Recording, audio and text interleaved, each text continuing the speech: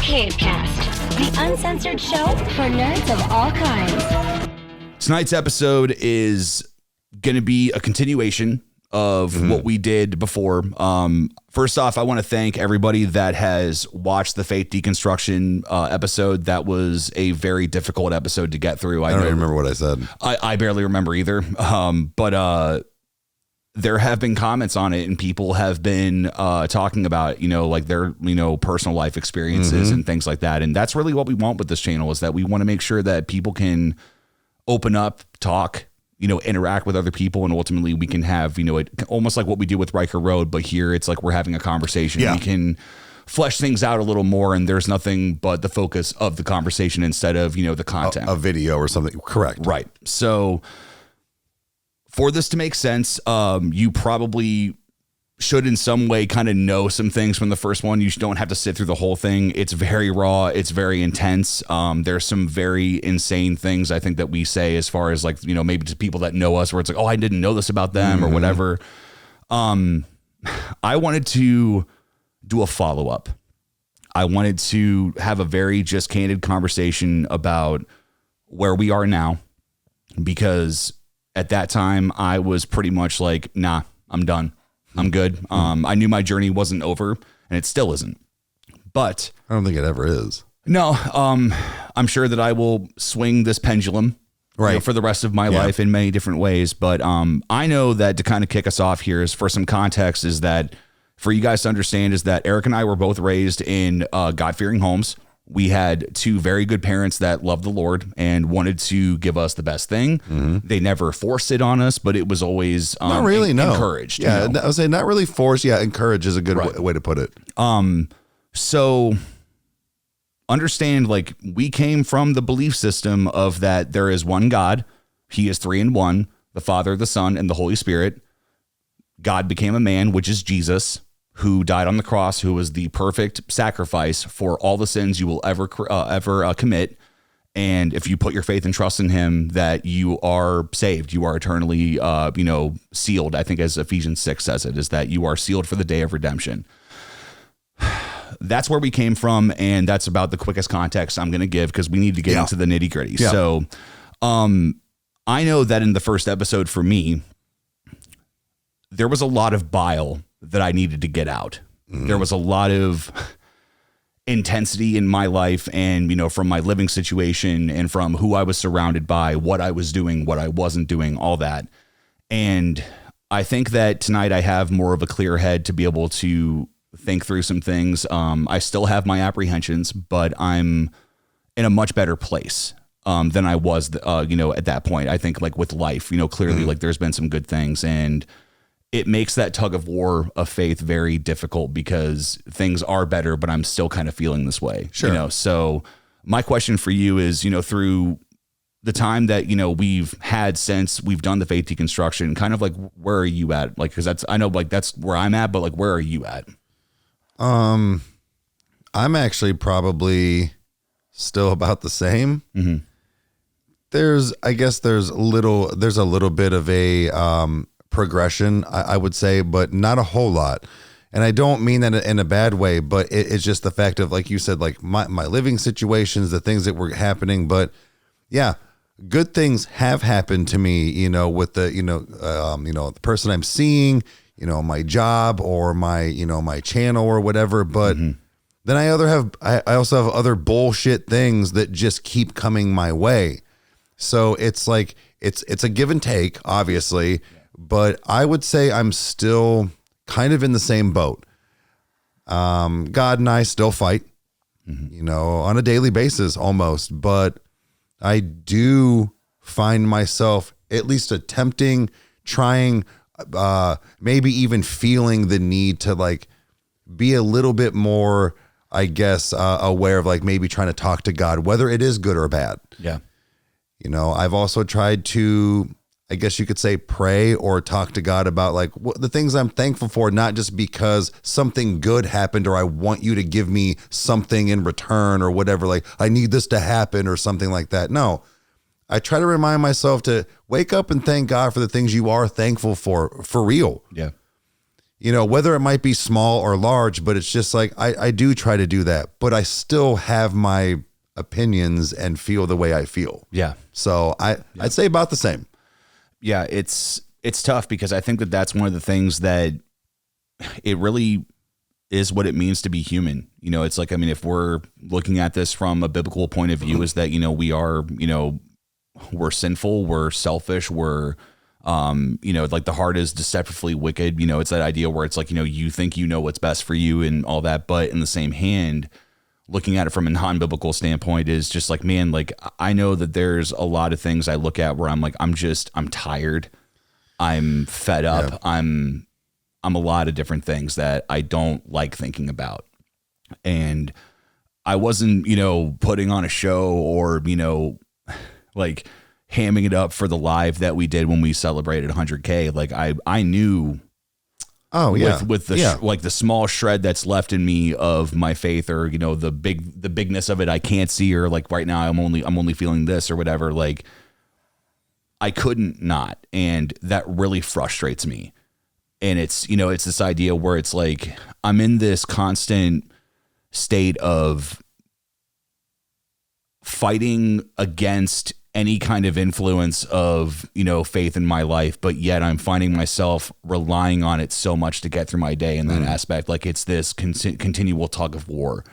Sure. And it's weird because, you know, we've answered questions on Riker Road. We've had people that have reached out to us, whether it was for spiritual means of like, you know, hey, like, can you pray for me? Or like, you know, hey, this, and this, or if it's just meeting good people. Like we've gotten to see a lot of really awesome people that are dealing with a lot of really bad things. Mm-hmm. And I think that they're handling it way better than either of us could ever handle. You know, it's like, for sure. It's like, there's just some really special people out there. And it's essentially what I'm getting at is that it gave me perspective.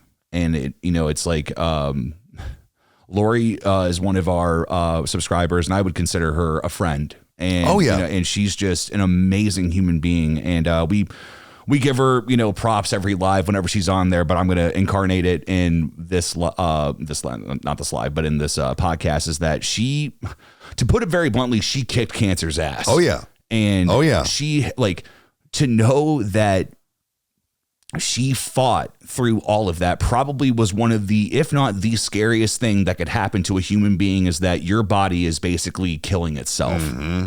And she just went, nah, I'm going to fight this. Yep. You know, and I'm not going to say that she didn't have her bad days, or that, you know, she didn't have days where but dude, the way that she speaks, the way that she does things, like it's inspiring. And it's like, I look at that and I don't know exactly what her belief system is. And in the end, to me, it doesn't matter. She matters, you know, but it's just, man, like having that good of an attitude. And then if you were to have faith on top of that, dude, I struggle with that, man. Like it's not only my faith struggle, but looking at other people that are 110% worse off than me.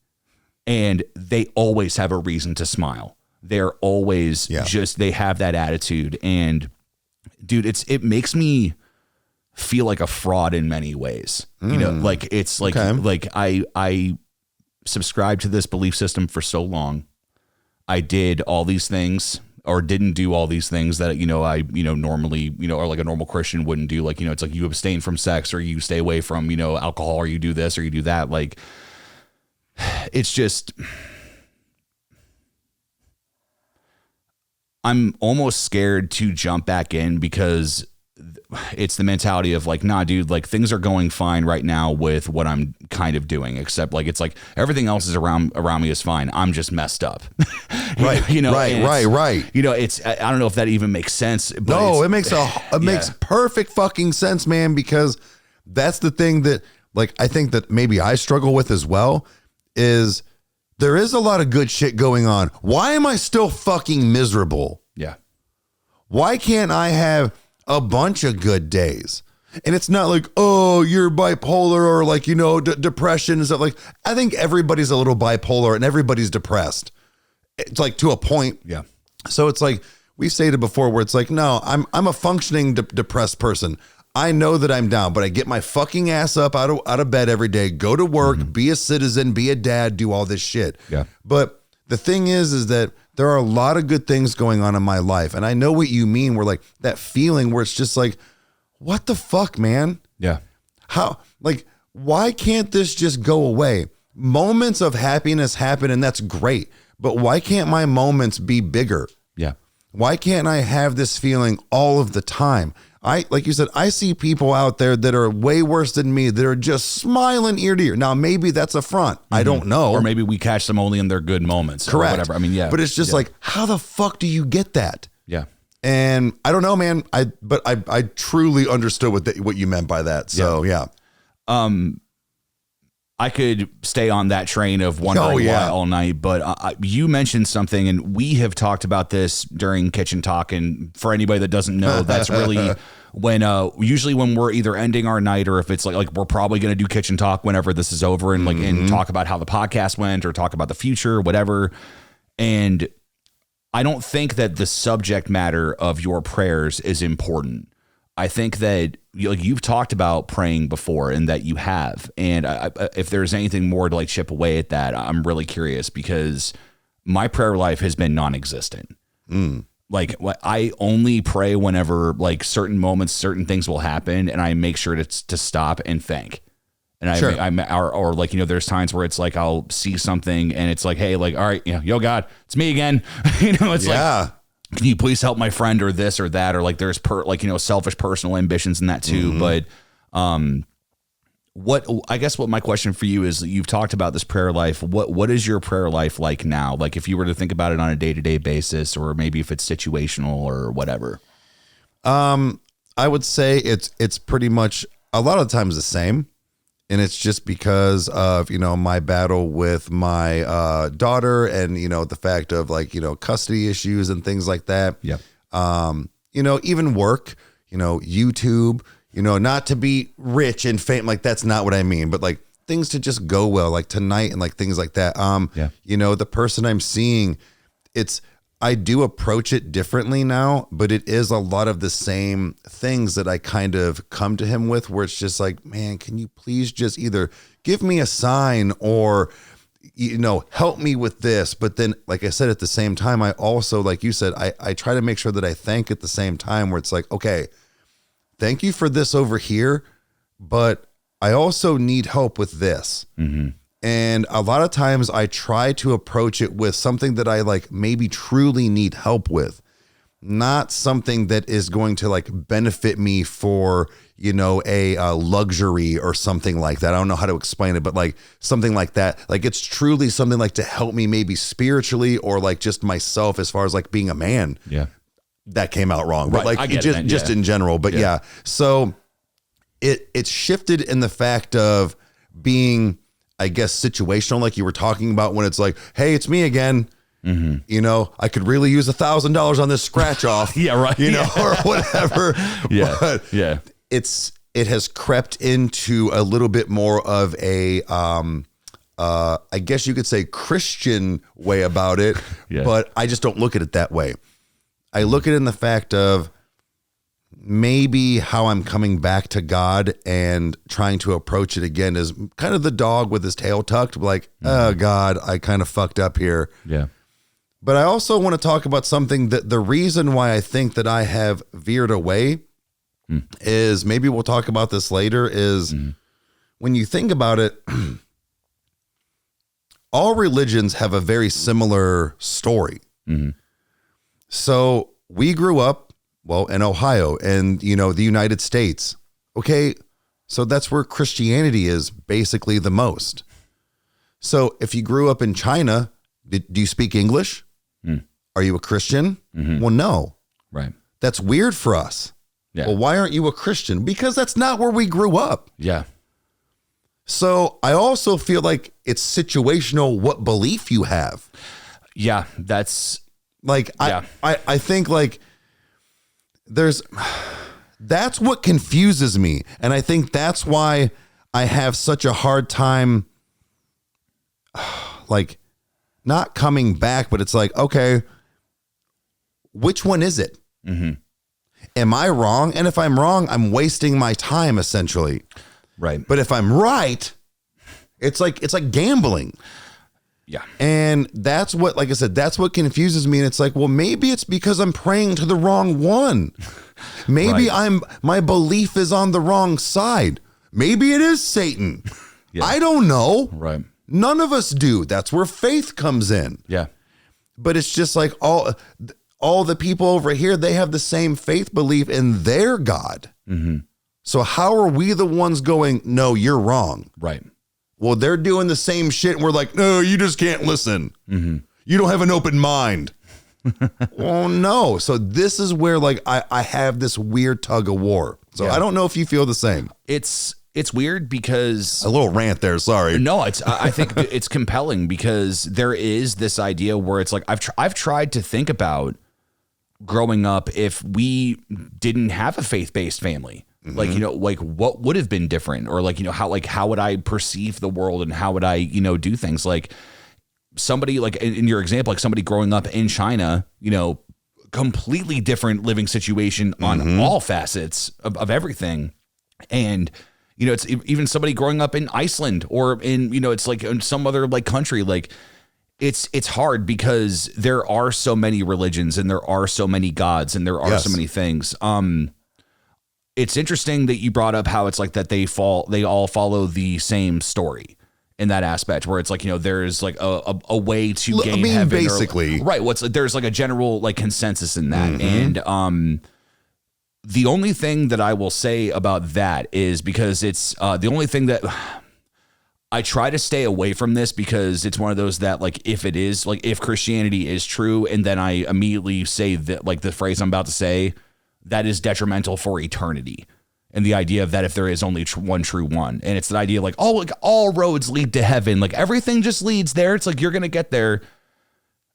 All religions in the world, again, say this is what I'm going to think and this is my opinion, which is with what I've seen everything, is that Christianity is the only one that is different.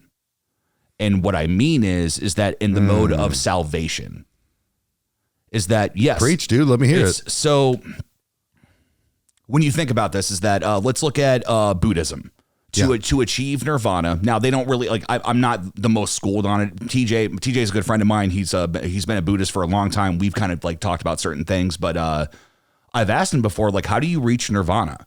Like that's your ultimate goal. Right. That's Buddhist, like quote unquote salvation as a loose term. And he really didn't have a clear answer. And he was talking about it much in that idea that it's a journey. It's that it's through self-discipline. It's that you work towards it. You do these things. You do those things. Okay. You have Catholicism, which is the idea that for salvation, you have to essentially go to a priest to confess your sins because they are connected with God. And you have to basically confess and like get all of your sins out. God damn it, Kyle, why are you making so much sense right now? As I take the Lord's name in vain. Shit. And I don't mean to get this wrong, but I hope that you guys understand what I'm saying. But like when it comes to like Islam and Muslim, it's like this idea where it's like they have to pray however many times a day. Like it's commanded. It's like this. There is this idea of work is that you work to get heaven. It's like there's a chance that you may not make it if you do not do this right. Like it's like, or like if you follow these things. Okay. I see what you're saying. The analogy is like this, is that let's say salvation is somebody getting out of a deep hole. They're out in the middle of nowhere. They're in this deep hole. And I heard somebody say it as like, they're trying to get out and some guy comes to the hole and says, meditate 5 times a day. You'll get out of the hole. So he sits down and meditates and nothing happens. Then somebody else comes over and says, dude, you have to do this, like do this. And then you'll be free from the hole. And it doesn't happen until one day somebody shows up and says, you want out? Yes. Okay. And they throw a rope down. And they pull them out. I had to plug this back in. Hold on. Minor setback. Headphones came undone. It's that idea of like, nah, dude, you can't get out of the hole. I have to get you out. I'm the only one who can. Salvation in Christianity is not about working towards it. It's the idea that you cannot save yourself. Stop trying. It's impossible. Yeah, but doesn't it also maybe fall in the factor of like being a lazy religion? I think that, well, like in the fact of like, I get what you're saying. Yeah. Right. And I don't mean that as in like, but in the fact of you don't have to do anything other than I guess, quote, say and believe that God is your savior and you want him to be your Lord. And that's it. I can go stab my neighbor 19 times in the face and still get into heaven. I think that so like that's what I mean. Like there's this factor of like, okay, these other religions almost have this like a little bit of like, you have to work for this and pay attention and stay on track. But I also understand what you're saying on the other hand. So like, that's weird because, all right, then again, which one is it? Well, I think that the beautiful way that I heard somebody put it was that it's this idea that it's like you didn't do anything to earn your salvation. You can't lose it.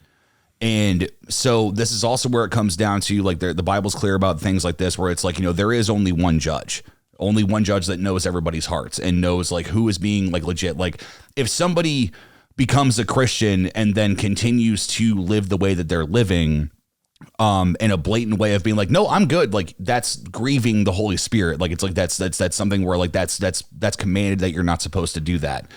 It's really tough because I think that what people misinterpret about Christianity is that they're like, it's that mentality that we don't obey to get heaven. We already got it. That's why we obey. It's, it's hard because it's that Paul talks about it in the New Testament a lot where he's like, I am the chief of all sinners. I sin worse than anybody on the planet, but I have the license to sin because I have salvation. Shouldn't this, like, if he's going to give me grace for every single sin that I give, or every single sin that I do, shouldn't I sin more so grace may abound? I think that's how the old language says it. And he talks about it where he's like, no, absolutely not. Keep the faith. Keep these things. Like there is a way that they explain that where it's like, you're right. Like that whole lazy religion. I've never thought of it like that. It's like that. It does lend itself towards that. But I think that it's not that simple. I think there's more to it, but I think that it definitely lends itself more towards that people could try to abuse it and think that they can. Right. So yeah. Because I've tried to like explain it to people too, where like maybe people that are shocked that I'm a Christian or came from a Christian home because of like my tattoos or the way I talk or having kids and not being married or whatever it is. And it's like, no, man, kind of what you were talking about is that I essentially, like, I know that I'm saved. I was saved when I was 11 years old. Mm-hmm. It doesn't give me a free sin card to just do whatever I want, but me going fuckity fuck. Mm-hmm. It's not going to make a difference. Yeah. It's the fact of I'm going to live my life. Yeah. I should strive to be a better Christian and live that life better, but I don't. And it's just because of maybe inconvenience of not being able to go to church because of how I work. And then that's actually how I stopped going to church, was because I got a job like as an adult and I've always really worked weekends. Yeah. Or that was just like how it started and I just fell out of the routine. But it's just the fact of I know where I essentially stand with God, even with the scenario I'm in now, like kind of, on the rocks or whatever. But like, I know where I stand. As long as I'm not trying to be blatant and a murderer and like all of these things, like I know that falls into other religions and, praying and, doing all these things, several times a day, like that's restraint. Stabbing your neighbor in the face 19 times. You just don't do that. Yeah. Right. Right. No matter how much your dog shits in my lawn or whatever. Yeah. But it's just the fact of the whole thing reining this back in is that I'm going to live my life. I do like to drink. I like to swear. I like to have sex when I'm not married. Like I like to do all of these things, but I also know that my Lord and Savior is always there for me like that. I gave myself to him when I was 11 years old. Yeah. We just don't talk a whole lot anymore. Yeah. I don't like that, but I also don't like some of the shit he's doing to me. So there's also that. It's so weird how it's like there's almost this weird, like almost like grand broken mosaic of this, where it's like, it's like there's these shattered pieces of like the things that that are good or that you want to hold on to and what you want to do. Like, it's tough because I think that what I think really happens to people when they decide to change their lifestyle, or if they make a decision where they're like, nah, I'm done, don't need that anymore, is that there's this idea of being filled with the Spirit, is that it's the idea like when you welcome it in you, is that it's like you won't necessarily, like you will have to make efforts and you will have to make changes on things that will definitely take, some leaps or take some true hard steps. But it's this idea that God changes your heart. He molds it. Like, it's a very slow process. Like in the conversations with like your prayers and stuff, when we've talked about him, so I'm like, dude, you are asking God to give you a proper heart. Like to I'm trying, and man. Dude, and that's, I think that it's the mentality of like, when you look at there's a parable in the Gospels where Jesus basically is saying that, two men were praying at the wall, this praying wall that was in town where he was. And essentially it was like a fictional thing he was bringing up, but he said there was a Jewish Pharisee, one of the big leaders of the religion back in the day. And they were praying loudly at the wall and exclaiming all the good things that they did. And thank you that I am able to give 80% of my tithe. I'm being dumb, but it's like, what was it? The guy next to him was a tax collector. Tax collectors were hated because they took your money. Like, it's like, and still hate them. Right. So nothing has changed. And, I think he even makes the mention at some point, if I misquote this, please somebody correct me, but I think he even says at one point, and thank you that I am not like this tax collector and that it's like, I'm this, I'm that. All the things that he is saying are good, but he's doing it in a boastful way. Right. Jesus then says the tax collector, who is broken, is sinful, probably has a lot of selfish ambition. In that moment, all he could do was beat his chest and say, Lord, forgive me. I am a sinner. Lord, just forgive me. I'm trying. Lord, forgive me. And it was the whole point of it was he is justified before my Father in heaven. It's that attitude. It's the attitude that you have towards it. And I mean, there is the whole argument of true salvation. What does that mean? All that, whatever. But it's just, those are the parts of the Bible that I love. I love hearing about those things where it's like, nah, dude, it's like, I think that's something that people should pay attention to, because it's like, I've been a part of churches where dudes with neck tattoos that are fresh out of prison walked in. Thankfully, I was a part of a church that welcomed that stuff and we wanted those people there. But it's like, I bet you there's tons of people still to this day that walk into a church and have that stigmatizing like stupidity of this thing that Christians do, that where it's like they think that they're better in every single way. Yeah. And it's like, I don't want to go too much on a whole thing, but it's like, people that are against, that's not real. No, it's like people that are against homosexuality, against trans people, against abortion, against all these things. Yes, I personally can look at the Bible and understand how they're interpreting these things. And I probably hold to some of those beliefs. The difference is I'm not an asshole.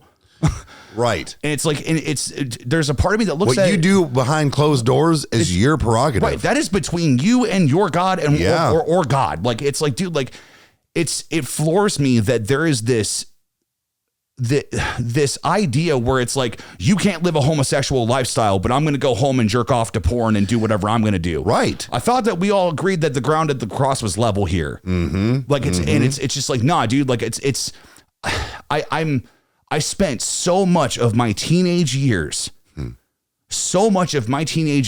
destroying friendships with friends that were gay, that were going into the trans community and were open to it and wanted to change things. And the whole time, all I was trying to do was trying to save them. And I in that time, I was not their friend.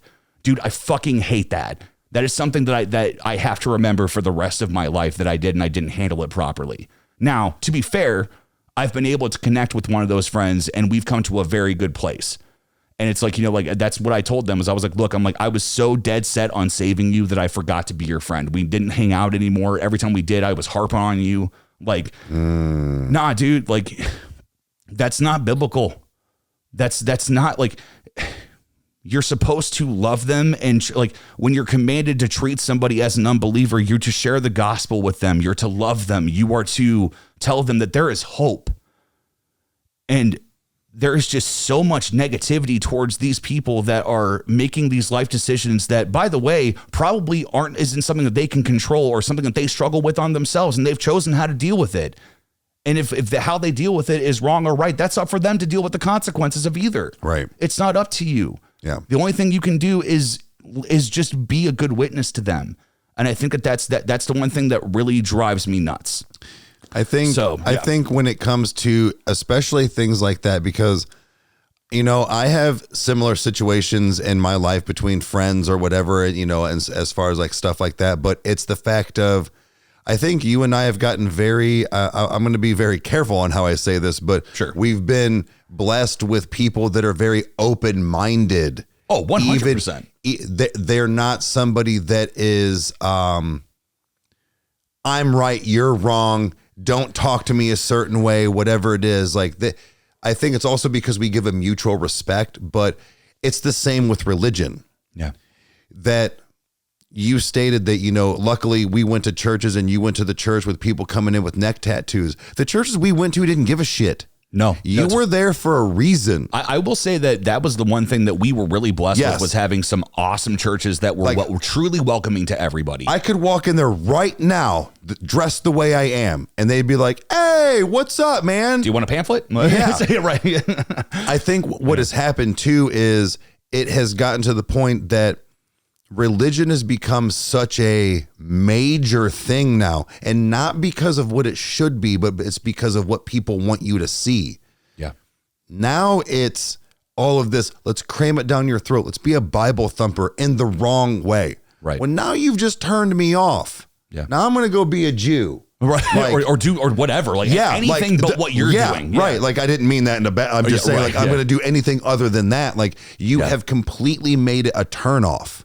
Yeah. I don't want to listen to you now because you're not listening to me either. Yeah. You know, so that is, I think that's almost like you said, you've destroyed some friendships because of like, you know, their beliefs and stuff. Well, we've kind of destroyed our belief and friendship with God because there are things that have gone on in our lives. And because we see things over here with quote Christians and churches and all this stuff, it's like, I don't want to be a part of that. Yeah. I don't want to be associated with that. That's not what we were. That's not what we did. That's not how it is. Yeah. They're giving you a whole different light over here. So it makes other things look appealing or kind of sheds the wrong light on what it should be. But yeah. I think religion does also still get a bad rap. It does. It sucks because we went from trans to back to religion. Right, yeah. It's funny. This is a little window into the conversations we have. It's again, that pendulum. It's all over the place. It's interesting when I think about church and I think about congregating and being with a group of people, is that I really just don't want to. Right. Well, mine's for a different reason.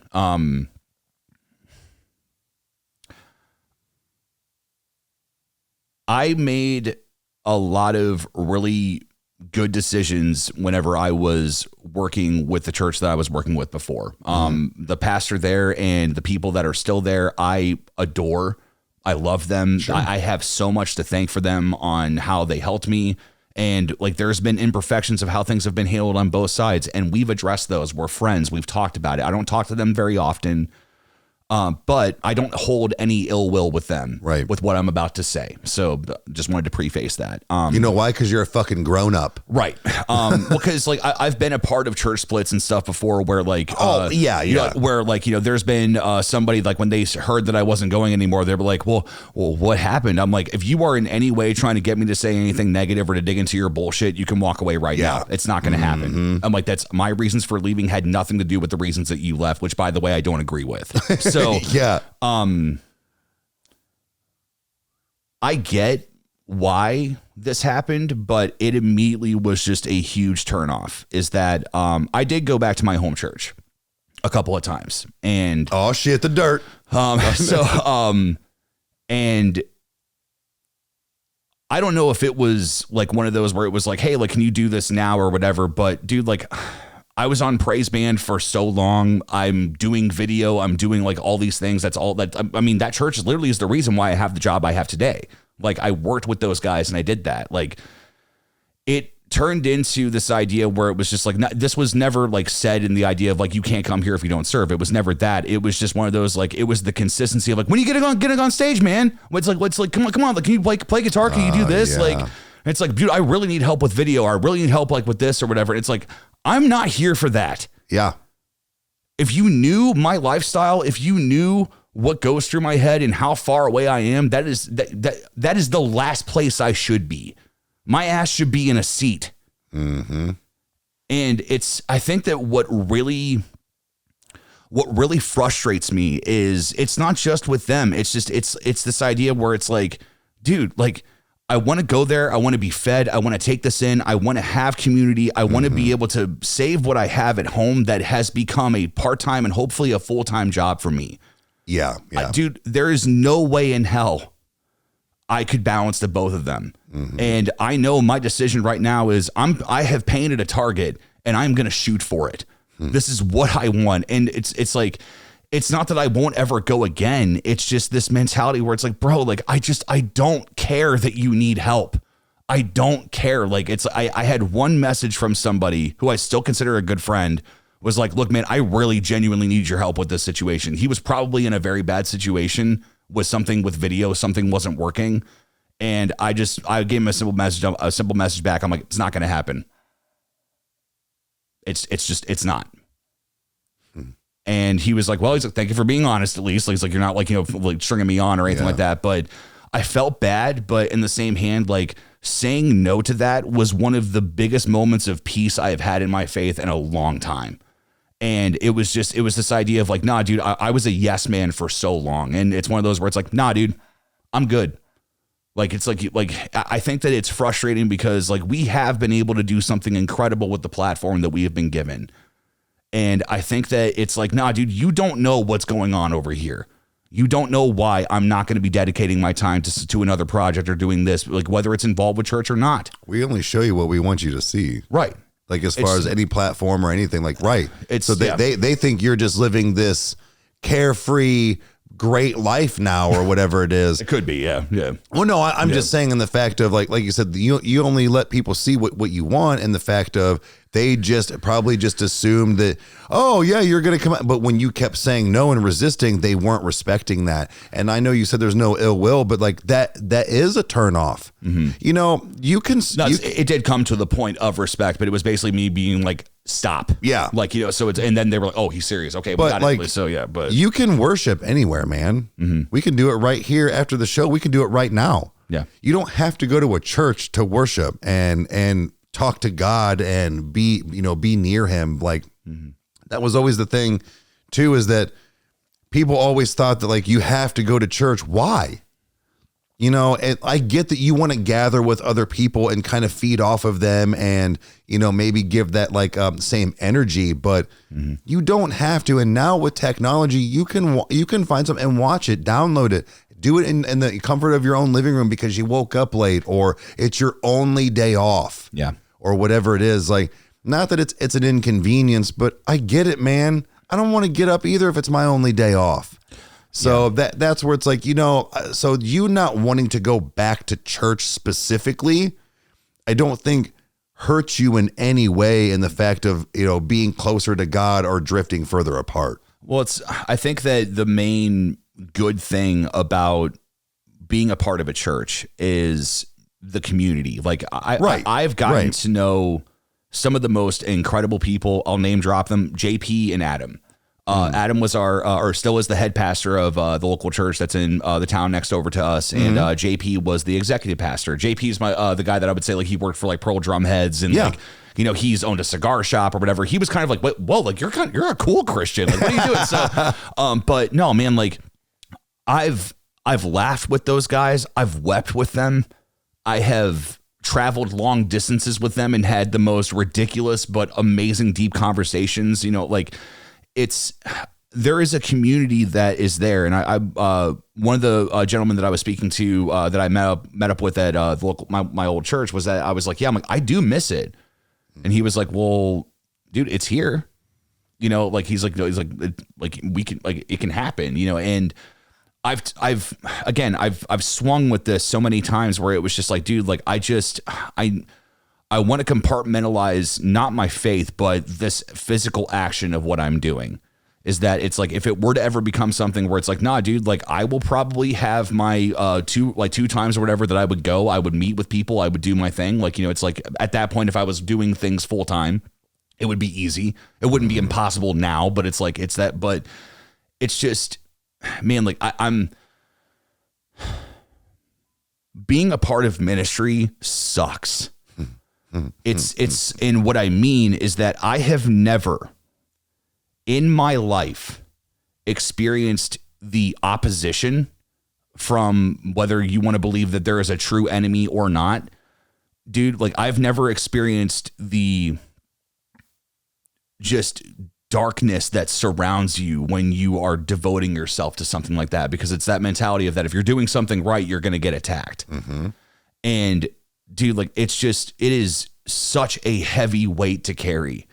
And I did that for so long. And I you know, from friends that were addicts to people that, you know, had, you know, either mental disorders or people that were, you know, fighting, you know, an unwinnable battle in their life with health or whatever. And it's like, you know, they like as a leader, they're coming to you and they're looking for guidance and they're looking for comfort and they're looking for these things. And then you have the people that completely go off the rails and it causes the problems that it does. And it's like all these different things. And there was just a point that I was just like, I'm done. Yeah. I'm so tired. Like I am so emotionally drained. Like, it's not that I don't care. I don't want to care anymore. And it sucks, man, because some of the best times I have had in my life have been working in ministry. They're not the best things I would say ever. Avengers is still up there for me, but it's like, you know, so, but I kid, but still it's like, man, like, I think to me, it's almost like getting back into a relationship where it's like, I am so jaded and I'm in the place where it's like, that is not attractive to me at all on how I would handle it and how the other person would handle it. Like I am not in that mentality. I don't want that at all. Yeah, no. And I mean, so it's hard. So. And it's like, because then I think to myself, if I'm not doing anything wrong, then I'm not going to be attacked, you know? So it's like that idea where it's like, you know, oh, well, you know, you're just doing it to avoid, or like not much has happened or this or that. But it's just, man, like, I don't know, like it's hard because I want to swing back and forth in that mentality. I've been saying that a lot, but it's like, I want to play with both sides. And I just find myself just not allowing that pendulum to swing. And I'm like, nah, I'm staying over here, you know? And like, there's a lot that scares me and a lot that's uncomfortable that I have experienced. And it's like, if I don't have to, then why would I? Well, right. But so I guess my question is that are you still, I mean, kind of like how I am, like you still talk to God, like you still have your beliefs, you still have you're just not putting in like the effort, I guess. That's very fair. Yeah. Like you're not putting in sorry guys, Thor's apparently barking. Yeah. Like you're not just putting in more effort to better the situation. And I think that's where I'm at as well. Yeah. I'm not falling back, but I'm not going forward. Yeah. That's why I said I'm pretty much still the same. And it's just because, yes, a lot of good things have happened, but I've also had a lot of other still bad things. Like, to me, karma is real. Karma is real. Now, I don't mean like, oh, you do this and then tenfold, but like, no, they're like, you put in bad in the world, bad's going to come back to you.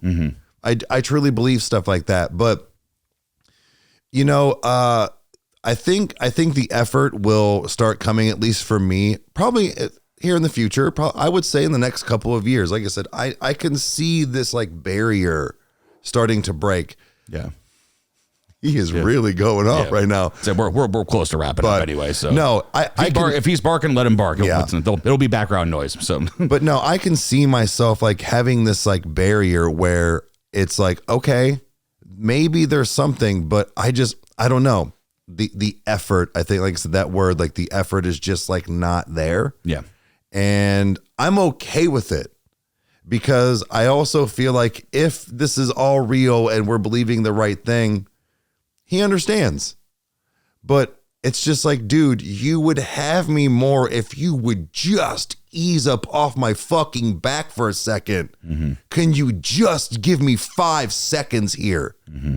Let me stand up before you knock me back down. Can I stand up? That's all I'm asking. Yeah. I'm about one hand, one knee right now. Yeah. And that's where I'm at in my life. One hand and one knee. Yeah. Where I'm trying to get up, man. Yeah. I'm right there. Yeah. I would say definitely the one hand, one knee thing is probably very much where I'm at. I think that most of all what I miss, and I think I may have talked about this in part one, but it's powerful. And I think that it's a good way to end everything on a good note is when I was involved in praise team and everything, I got very much exposed to the worship band Elevation Worship. Now, I've got some thoughts on their theology and how Furtick does think the pastor or whatever. Like, I'm not like in total agreement with everything on his process and everything, but you can't deny that their music is just top tier. Like, they're one of the best, if not the best worship band on the planet. And I've seen them live. I've experienced that. And watching this unit on stage that is just channeling that, like, if we're going to go with this idea that it's the truth, that is when it just becomes this radiating beacon and the Holy Spirit is just so alive in that room. And it's that whole idea of like, wherever 2 or 3 are met in my name, I am there. And this was a huge room. And months later, when I came home from this trip, I was showing Mom one of the videos of like one of the new things that they had done. And the bridge of this song, it builds and it's like, it gets you to the point where it's like, you're like just elated because it's this idea where it's like, our God has robbed the grave. Like, it's like Jesus rose. Like, no, dude, he took that from death. He didn't give that to death. He robbed the grave. Like, he rose again. And there's a shot of this guy in the crowd, and he's just beautifully broken. He's covered in tats. He's got longer hair. He looks like he's probably had a lot of mileage on him for whatever's happening to him. And the way he was clapping and the way that he was doing everything, Mom just looked at me and she said, "Don't you just feel bad for people that don't know what that feels like?" I've dabbled in that. There's times that I think about things like that. We've gotten to react to NF and listen to his music and the positive things that he has said, the way that he has, 100% praised God in the ways that he has been very blunt about where he's at and everything. And like, I miss it, dude. Like, I feel like I've almost gotten these windows of like, the stuff that we're experiencing now are giving me those little breadcrumbs of like, you remember? Do you remember? You missed this. You can be mad all you want. You can be all these things, but you miss this. Right. It's okay. You can do it. There's days that I want to worship and I feel like I can't. Yeah. Because of not just because of, I'm living a sinful lifestyle or anything like that. It's like, nah, dude, it's my heart. My heart is so hardened. My heart is so black. Oh, dude, I'm so broken. Dark. Right. No, dude, I get it. And it's times like that it's like when I am able to break out of it, like, to believe it or not, I'm worse than what I am right now in this moment. Like, it's, I want everybody to know this, you included, and the people that are in the audience as we wrap this up, is that the mentality of that there was a song called "You Love Me Anyway." And in the bridge, it said, "I am the nail in your wrist, but you love me anyway." Okay. "I'm the sweat from your brow, but you love me anyway. I am Judas's kiss, but you love me anyway." And it's like I turned away with a smile on my face with this sin in my heart trying to bury your grace, but alone in the night, I still call out to you.